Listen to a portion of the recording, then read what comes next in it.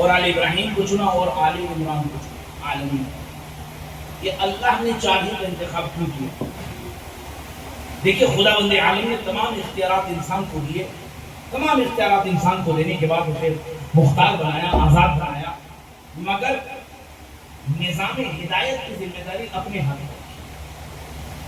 نظام ہدایت بندوں کے ہاتھ میں نہیں رکھا بلکہ اپنے ہاتھ میں رکھا. لہذا اس نے سب سے پہلے جب پہلا نمائندہ بنایا تو اس کے لیے ارشاد فرمایا کہ انی جاعل فی الارض خلیفہ، کہ میں پورے زمین پر ایک خلیفہ بنانے والا. لہذا آدم کا انتخاب اس لیے ہوا کہ یہ خلیفہ ان اللہ اصطفیٰ، اللہ نے آدم کا انتخاب کیا، آدم کو مصطفیٰ بنایا، آدم کو مصطفیٰ بنایا. کیوں؟ اس لیے کہ خلیفہ اللہ نے جناب آدم کے لیے نبی کا لفظ استعمال نہیں کیا، رسول کا لفظ استعمال نہیں کیا، کیونکہ خلیفہ اول تھے، لہذا خلیفہ کا لفظ استعمال کیا. اب آئیے ان اللہ اصطفیٰ آدم و نوحا، آدم کا انتخاب ہوا اور اس کے بعد نوح کا انتخاب ہوا. نوح کا انتخاب کیوں ہوا؟ نوح کا انتخاب کیوں کیا؟ خداوند عالم نے پھر ارشاد رب العزت ہوتا ہے انا ارسلنا نوحا الی قومه، ہم نے نوح کو اس کی قوم کی طرف رسول بنایا. اس لیے کہ شریعت اور احکام نبی نوح کے ذریعے شروع ہوئے. پہلے جو رسول ہے وہ نبی نوح ہے، لہذا اس لیے نبی نوح کا انتخاب. اور اس کے بعد آل ابراہیم، یہ آل ابراہیم اور ابراہیم کا انتخاب کیوں؟ پھر خداوند جلالہ سورہ مبارک قرآن مجید میں ارشاد فرماتا ہے کہ انی جاعلک للناس اماما، کہ ہم نے تمہیں لوگوں کا امام بنایا. لہذا آدم کا انتخاب کیوں؟ کیونکہ وہ خلیفہ اول ہے. نوح کا انتخاب کیوں؟ کیونکہ وہ رسول اول. ابراہیم اور آل ابراہیم کا انتخاب کیوں؟ کیونکہ ان کے ذریعے امامت کا انتخاب ہوا. تو یہ آل عمران کا انتخاب کیوں ہوا؟ میں کسی کو بحث نہیں کروں گا کہ آل عمران ہیں کون نہیں، یہ بات کی مجلسوں میں ذکر کروں گا کہ آل عمران کون ہیں، مگر یہاں پر مجھے یہ ذکر کرنا ہے کہ آل عمران کا انتخاب کیوں ہوا. کیوں ہوا آل عمران کا انتخاب؟ خلافت آدم کو دے دی گئی، رسالت نوح کو دے دی گئی، امامت جناب ابراہیم کو دے دی گئی. تو آل عمران کے لیے کیا بچا؟ آل عمران کے لیے بچی ہے ولایت. توجہ چاہو، آل عمران کے لیے بچی ہے ولایت. تو لہذا آل عمران کا انتخاب کیوں ہوا؟ کیونکہ ان کے لیے ولایت کا انتخاب ہوا. اب دیکھیں نبی آدم سب سے بڑے نبی، اب خلیفہ اول، اور ان کی اتنی بڑی اہمیت ہے، اتنی بڑی عظمت ہے کہ کوئی کسی بھی مذہب و ملت کا ماننے والا ہو مگر جناب آدم کو ابو البشر ضرور مانے گا، ابو البشر ضرور مانے گا. عیسائی ہے ہمارے رسول کو نہیں مانتا مگر جناب آدم کو ابو البشر مانتا. یہودی ہے جناب عیسیٰ کو نہیں مانتا مگر جناب آدم کو ابو البشر مانتا ہے. آپ کسی بھی نبی کے ماننے والے، کسی بھی مذہب کے ماننے والے، کسی بھی کتاب کے ماننے والے، کسی بھی صحیفے کے ماننے والوں کو وہ مان لیجیے، بلا لیجیے، وہ کسی دوسری کی چیز کو مانتا ہو کہ نہ مانتا ہو مگر آدم کو ابو البشر ضرور مانتا ہو. لیکن اگر کوئی ایسا ہے کہ وہ ابو البشر کو، اب آدم کو، جناب آدم کو ابو البشر نہ مانے تو اس کے نسب میں الگ واقع ہوگا. بھائی تم انسان کی اولاد ہو کہ بھی نہیں ہو، تم حیوان کی اولاد ہو، اس لیے کہ اگر انسان کی اولاد ہوتے تو ابو البشر کی اولاد ہوتے، جناب آدم کی اولاد ہوتے. لہذا تمہارا انکار کرنا یہ بتاتا ہے کہ تمہارا سلسلہ نسب، تمہارا نسب جناب آدم کی طرف نہیں کہیں اور جا رہا. جب اتنے مقام، اتنی فضیلت جناب آدم کو دی، مگر جب خطاب ہوا جناب آدم سے تو کیا کہا؟ یا آدم، بہت توجہ چاہو، یا آدم اسکن انت وزوجک الجنہ، اے آدم تم جاؤ اور جنت میں ٹھہرو اور ساتھ میں اپنی زوجہ کو بھی لے کے جاؤ. کیا لفظ استعمال ہوا؟ اسکن، ٹھہرو. اسکن کہتے ہیں ٹیمپوریلی ٹھہرنے کو، مؤقتاً ٹھہرنا، یعنی تم جنت میں مہمان بن کر جاؤ. دیکھیں آدم اتنے بڑے صحیح کہ ہر قوم، ہر قبیلہ، ہر مذہب اور ملت کا ماننے والا جناب آدم کو ابو البشر مانتا ہے، مگر جب اللہ نے جنت میں بھیجا تو ساکن بنا کر بھیجا، مالک بنا کر نہیں بھیجا۔ دیکھیں توجہ چاہو، ساکن بنا کر بھیجا، مالک بنا کر نہیں بھیجا۔ کیوں؟ اس لیے کہ خلیفہ اول ہے۔ توجہ چاہو، خلیفہ اول ہے، لہذا مالک بنا کر نہیں بھیجا، کیا بنا کر بھیجا؟ ساکن ہے وہ۔ عربی زبان میں ہاسٹل کو کیا کہتے ہیں؟ مسکن۔ جو عربستان میں رہیں، گلف کنٹریز میں رہیں، وہ جانتے ہوں گے ہاسٹل کو مسکن کہتے ہیں۔ کیوں مسکن کہتے ہیں ہاسٹل کو؟ کیونکہ آج کچھ طالب علم ہیں، کل کو یہ چلے جائیں گے، دوسرے آ جائیں گے، کل کچھ اور تھے وہ چلے گئے، لہذا مسکن کا ہے یہ اسکول مسکن، یعنی آپ نے دائمی رہائش کا نہیں ہے، وقتی رہائش کا ہے۔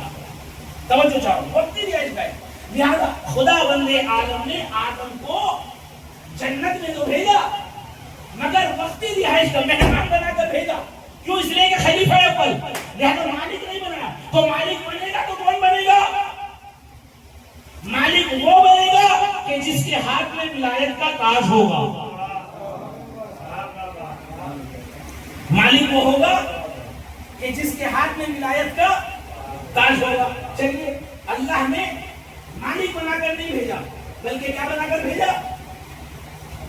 ساکن بنا کر بھیجا کہ ٹھہرو اور جاؤ، جاؤ اور جنت میں ٹھہرو۔ اے اللہ، تو جب جناب آدم کو بھیج ہی رہا تھا تو مالک بنا دیتا، مالک کیوں نہیں بنایا؟ مالک بنا دیتا، کا مالک نہیں بنایا، اس لیے کہ اگر میں مالک بنا دیتا تو آدم ہے ابو البشر،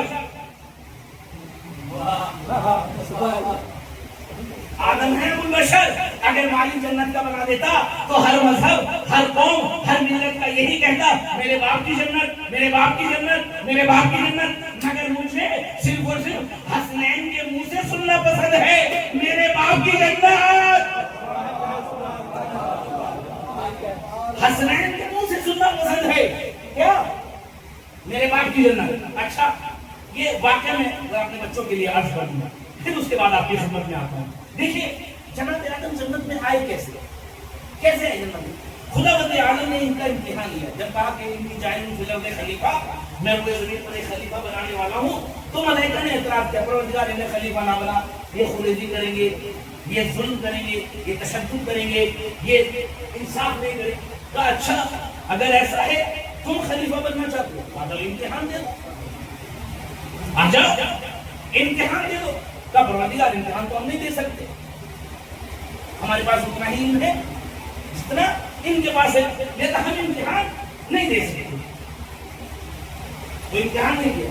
تو اللہ نے آدم کا امتحان لیا۔ بھائی توجہ چاہو، دیکھیے اللہ نے آدم کا امتحان لیا۔ آدم، ان کو تو نام نہیں پتا، چلو تم ہی بتا دو۔ اس زمانے میں جیسا کہ نام لیا، اللہ کے رسول نے، اللہ کے نبی نے، خلیفۃ اللہ نے کہا پروردگار تو محمود ہے، یہ محمد ہے۔ دیکھیں توجہ چاہو، پروردگار تو محمود ہے، یہ محمد ہے۔ پروردگار تو اعلیٰ ہے، یہ علی ہے۔ پروردگار تو فاطر السماوات والارض ہے، یہ فاطمہ ہے۔ پروردگار تو محسن ہے، یہ حسن ہے۔ پروردگار تو مدین الاحسان ہے، یہ جیسے ہی جناب آدم امتحان میں کامیاب ہوئے، اللہ نے کہا جنت میں جاؤ۔ بھائی اب تو سمجھو کہ ہم ذکر اعضاء پہ آ کر فرش اعضاء پہ کر کے 5 کا ذکر کیوں کرتے ہیں؟ بھائی جیسے ہی امتحان میں کامیاب ہوئے، اللہ نے کہا اے آدم جاؤ تم جنت میں جاؤ۔ بھائی جب 5 کے صدقے میں ابو البشر کو جنت مل سکتی ہے تو جو 5 کے ماننے والے ہو۔ اچھا چلیے، آدم نے تو امتحان دیا تھا، جناب حوا نے کیا کیا تھا؟ جناب حوا نے امتحان دیا تھا تو جناب حوا جنت میں کیوں ہوئے؟ بھائی آدم نے تو امتحان دیا تھا نا، جناب آدم نے کوئی امتحان دیا تھا؟ جناب حوا نے کوئی امتحان دیا تھا؟ نہیں، تو جناب حوا کیوں گئی جنت میں؟ تو جناب حوا کے بارے میں جو کتب میں لکھا ہے وہ یہ ہے کہ جس وقت فضائل اہل بیت بیان ہو رہے تھے،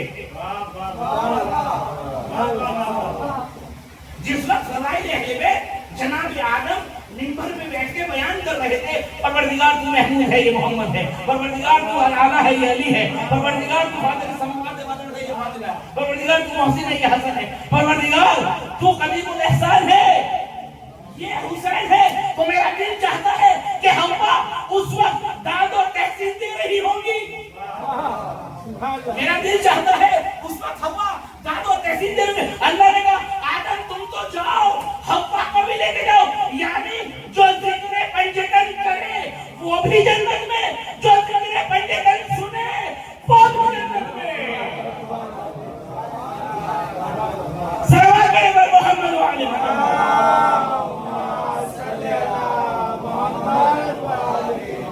اب یہاں پر خلافت اور ولایت کا فرق سمجھ لیجیے۔ خلیفہ اول جو رہبر اول ہے، جو امام اول ہے، جو نبی اول ہے، اس کو اللہ نے کیا بنایا؟ خلیفہ۔ اور جو امام آخر ہے، جو ہادی آخر ہے، اس کو بنایا ولی، اس کو بنایا ولی۔ اب ان دونوں کا فرق سمجھ لیجیے۔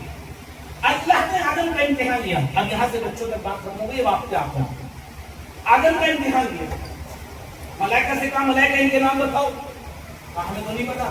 آدم سے کہا آدم تم ہی اپنے ان کے نام بتاؤ، کس کو بتاؤ؟ مجھے نہیں، ملائکہ کو بتاؤ۔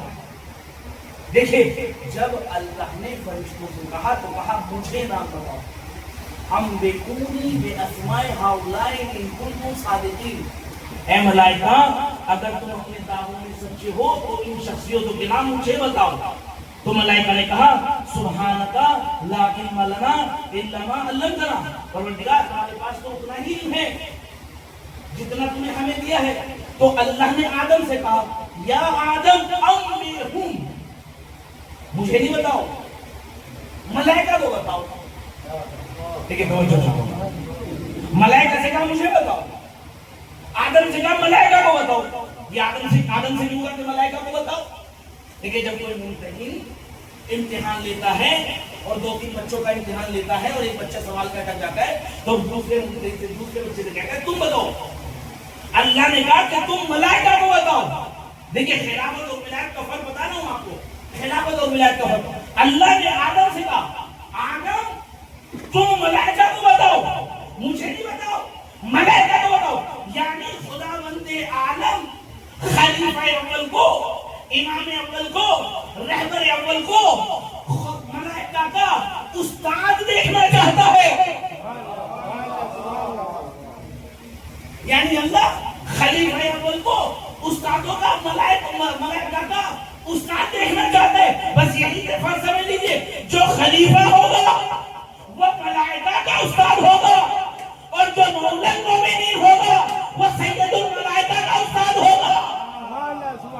ایک صلوات کرے گا محمد و علی محمد۔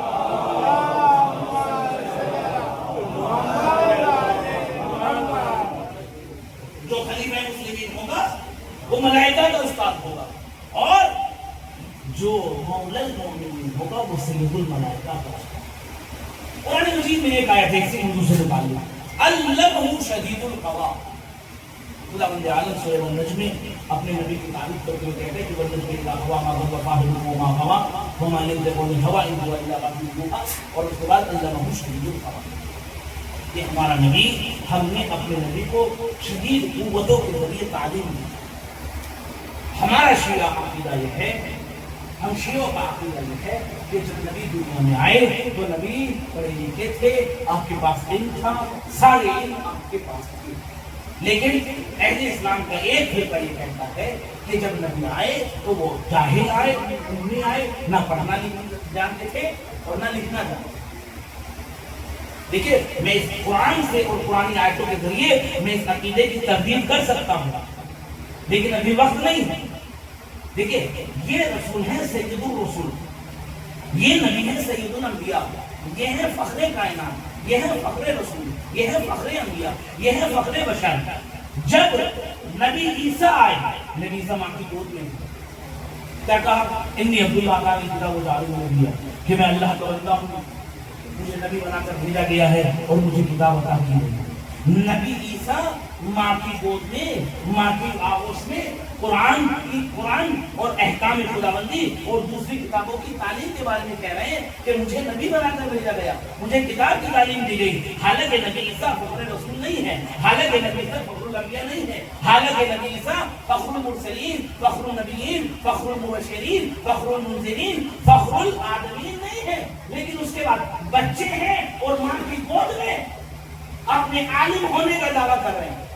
अब मुझे बताइए, जो फखरुल मुरसलीन होगा, जो ईसा का भी मौला होगा, जो ईसा का भी नबी होगा, क्या वो अनपढ़ आएगा? नहीं अरबाब, ये अक्ल की बात नहीं है। लिहाजा अल्लाह ने कहा अल्लमहु शदीदुल क़वा, हमने उसको शदीद कुव्वतों के जरिए तालीम दी, हमने उसको आलिम बनाकर भेजा। लिहाजा अब दो चीजें हैं, एक नबी तुम्हारी किताबों में है, एक अली हमारी किताबों में है।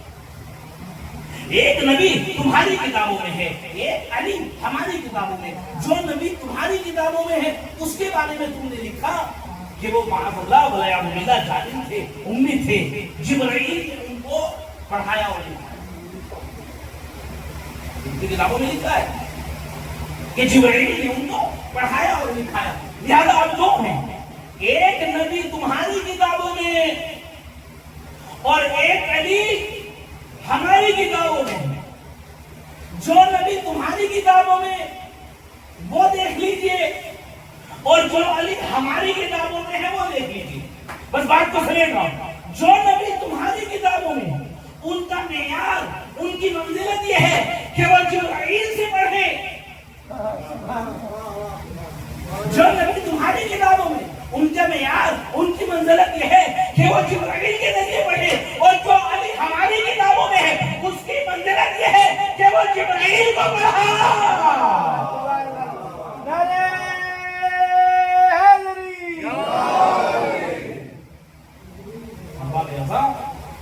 जरूरी है कि अपने नबी के बारे में, अपने रसूल के बारे में, अपने कुरान के बारे में सही अकीदा रखें।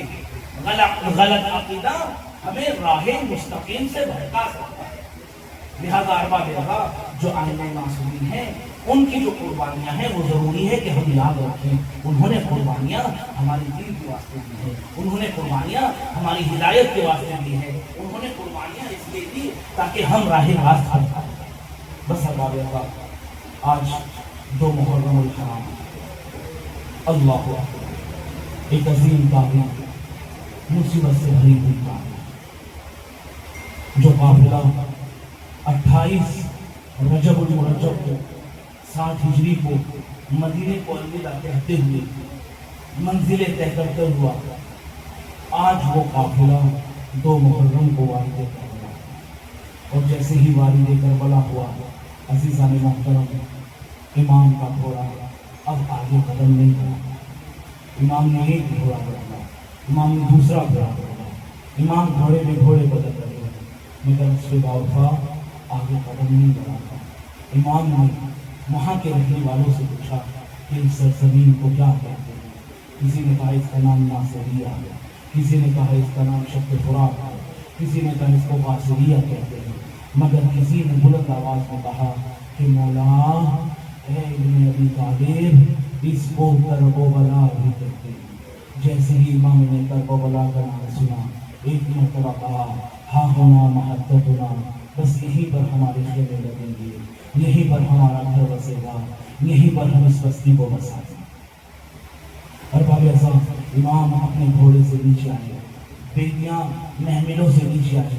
मैंने किसी मख्तल में पढ़ा है, किसी जाकिर से पढ़ा है, जैसे ही जनाब ज़ैनब ने पहला कदम इस सरजमीन पे रखा, जनाब ज़ैनब की चादर उनके सर से नीचे उतर गई। अरबाब रज़ा, जनाब ज़ैनब अपने भाई के पास आई, माँ जाए, अरे ये कैसी जमीन है कि मेरी चादर मेरे सर पे नहीं रुकती। ए बहन ज़ैनब, ये वही सरजमीन है कि जहाँ पे तुम्हारा अली अकबर अरे क्या रगड़ेगा, ये वही सरजमीन है कि जहाँ पर तुम्हारे भाई का गला काटा जाएगा। ए बहन, ये वही सरजमीन है जहाँ पर तुम्हारे सर से चादरें। अरबाब आज़म रिवायत और मकातिल बयान करते हैं कि इमाम हुसैन अलैहिस्सलाम ने एक मुट्ठी खाक को उठाया और खाक को उठाने के बाद اب جو سونگا تو ایک مرتبہ کہا اے بہن میں اس مٹی میں اپنے خون کی بو محسوس کر رہا ہوں. اے بہن ارے یہی وہ مٹی ہے کہ جو مٹی میرے نانا کے پاس تھی. اے بہن زینب یہیں پر ہمارا گھر بسایا جائے گا. البابیہ کربلا میں جو افراد رہتے ہوئے تھے ایک مرتبہ امام حسین نے ان کو بلایا اور بلانے کے بعد کربلا کی زمین کا سودا کیا. کربلا کی زمین خریدی اور ایک مرتبہ زمین کو خریدنے کے بعد بنی اسد کو دوبارہ واپس کر دی اور واپس کرنے کے بعد کہا کہ اے بنی اسد اے اسد کے لوگوں میں یہ زمین تمہیں ہبہ کرتا ہوں تمہیں بخشتا ہوں لکھ لیے یاد رکھنا کہ جب میرا کوئی زائر آئے تو تم اسے 3 دن تک کھانا کھلانا. جب میرا کوئی زائر آئے تو تم اسے 3 دن تک پانی پلانا. جب میرا کوئی چاہنے والا آئے تو اسے 3 دن تک مہمان رکھنا. مولا آپ کو اپنے شیعوں کا اتنا خیال, ارے ان کے پانی کا اتنا خیال, ان کی غذا کا اتنا خیال. ارے میدر علی اسرار 3 دن کا بھوکا اور پیاسا. اللہ اکبر. اے بنی اسد یہ زمین میں نے تمہیں ہبہ کی مگر یہ یاد رکھنا 10 محرم کے بعد جب یہ ہمیں قاتل شہید کر دیں تو تم اس میدان میں آنا ایک ایک مٹھی ہمارے جسموں پر ڈال دینا. اے بنی اسد کے لوگوں اب اپنی خواتین کو بھیجو. خواتین آئی. امام نے خواتین سے التجا کی اے بنی اسد کی خواتین جب یہ 10 محرم کو ہمیں شہید کر دیں تو ایک ایک مٹھی لانا اور ہمارے جسموں پر لا کر ہمیں دفن کر دینا. ایک مرتبہ خواتین کو بھیجا اور کہا کہ بنی اسد کے بچوں کو بھیجو. بنی اسد کے بچے آئے. اے بنی اسد کے بچوں ارے جب یہ 11 محرم 10 محرم کو ہمیں قتل کر دے ہمیں شہید کر دے تو تم ایک مٹھی اٹھانا ہمیں دفن کر دینا. مولا ارے دفن ہونے کا شوق دفن ہونے کا شوق نہیں ہے. علی اصغر 6 مہینے کا ہوگا تمازت یافتہ 6 مہینے کا علی اصغر تمازت یافتہ پیدا ہوگی. ارباب اعزاز خدا کے آنسو کو رومال حضرت زہرا نے جگہ دی. ان آنسو کو ذخیرہ قبر ذخیرہ آخرت قرار دی. ارباب اعزاز 2 محرم الحرام کو جب یہ قافلہ یہاں پر روکا تو ایک مرتبہ ابن زیاد اور کسر سعد کا حکم آیا کہ حسین کے قافلے کو حسین کے لشکر کو نہر کے کنارے سے ہٹایا جائے. ارباب اعزاز جیسے ہی یہ حکم آیا جناب عباس نے تلوار کو نیام سے نکالا اور تلوار کو باہر نکالنے کے بعد ایک خط کھینچا ہے جو کوئی حسین کو اور فرزند نبی کو اس جگہ سے ہٹائے. اللہ اکبر. امام حسین بہن زینب کے پاس گئے. بہن زینب ارے تیرے عباس کو جوش آ گئے. عباس سے کہو کہ اپنی تلوار کو نیام میں رکھے. ارے بھائی آپ بھی تو کہہ سکتے ہو. اے بہن جب 50 ہجری میں بھائی حسن کو زہر دیا گیا تب عباس نے تلوار نکالی. میں نے کہا بھائی کربلا نہیں ہے. ارے جب انہوں نے ہمیں مدینے کو الوداع کہنے کو کہا تب عباس نے تلوار نکالی. میں نے کہا بھائی ابھی کربلا نہیں ہے. ارے ابن کسر سعد کے دربار میں پھر حسین عباس نے تلوار نکالی. میں نے کہا بھائی یہ کربلا نہیں ہے. ارے عباس کو روکوں تو کیسے روکوں. ایک مرتبہ زینب آئی. عباس نے زینب کو آتے ہوئے دیکھا اپنی تلوار کو نیام میں رکھا. شہزادی کے قدموں میں اپنے سر کو رکھا. شہزادی اس غلام کے لیے کیا حکم ہے. غلام حاضر ہے. اللہ سيعلم الذين ظلموا أي منقلب ينقلبون ربنا تقبل منا إنك أنت السميع العليم. پروردگار ہماری عبادت کو قبول فرما. پروردگار ہمارے آنسوں کو تمہارے حضرت زہرا میں جگہ عنایت فرما. پروردگار ہمارے آنسوں کو ذخیرہ قبر آخرت قرار دینا. پروردگار تیری بارگاہ میں 10 بار محمد والے محمد کے صدقے جو مومنین اور مومنات پریشان ہیں ان کی پریشانی کو دور فرما. جو مومنین اور مومنات بیمار ہیں ان کو شفاء کاملہ و عاجلہ عنایت فرما. پروردگار تیری بارگاہ میں 10 بار محمد والے محمد کے صدقے میں فرش ادا کے صدقے میں ذکر ادا کے صدقے میں ہمارے برادر مومن عابد الرحمن بیمار ہیں محمد والے محمد کے صدقے میں اس فرش ادا کے صدقے میں بیماری کو بلا کے صدقے میں ان کو صحت اور تندرستی اور شفا کاملہ و عاجلہ عنایت فرمانا پروردگار جو مومنین حج زیارت سے مشتاق ہیں شرف حج زیارت سے شرف یاب فرمانا پروردگار تیری بارگاہ میں 10 بار محمد و آل محمد کے صدقے میں ائمہ معصومین علیہ الصلوۃ والسلام کے صدقے میں پروردگار جمہوری اسلامی ایران اور حزب اللہ اور جہاں کی بدیشیان حیدر کرام ہیں ان کی حفاظت فرمانا پروردگار جلال سید علی الحسین سستانی عطیب العظما سید علی الحسین خامنائی کی حفاظت فرمانا پروردگار حجت آخر کے ظہور میں تعجیل فرمانا ہم کو ان کے انصار اور عوام میں شمار فرمانا ربنا تقبل منا انك انت السميع العليم ما كان الامام الحسين عليه الصلاه والسلام